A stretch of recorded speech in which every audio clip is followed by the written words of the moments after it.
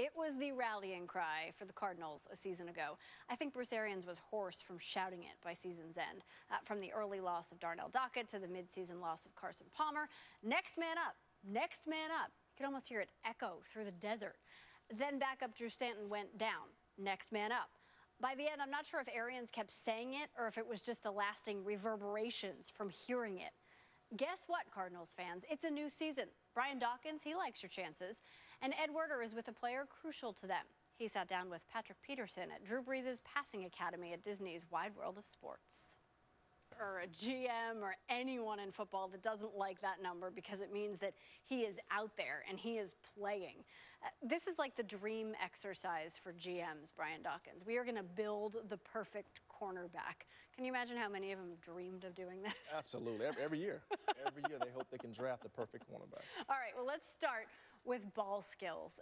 If you had to pick someone out there playing who has that element of his game at the top, who would it be? And this was actually an easy one for me, and it was that guy we were just talking about, Patrick Peterson. And because he's played... All right, what about feet? Because we all know so much of it starts with being able to move them, keep them going in the right way, adjust quickly, obviously, to route running. So whose footwork? Well, this individual, I think, came on the radar a lot last year, and he got a contract because of it.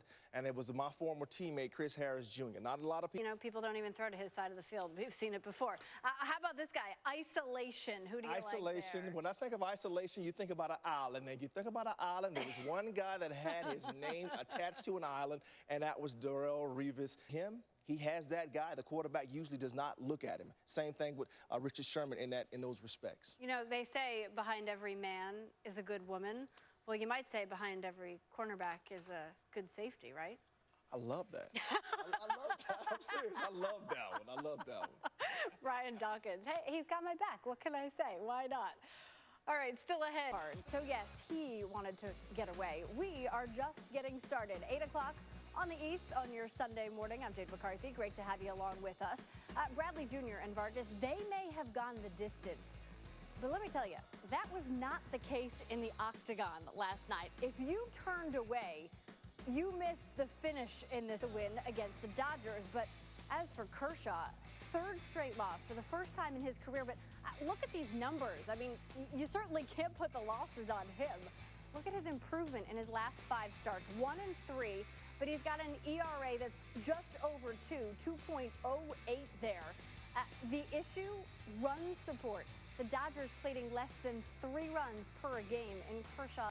Well, last September, when the Mercury reclaimed the WNBA title, Brittany Griner had to watch. She sat watching the clincher, unable to play after a hit to the eye required surgery.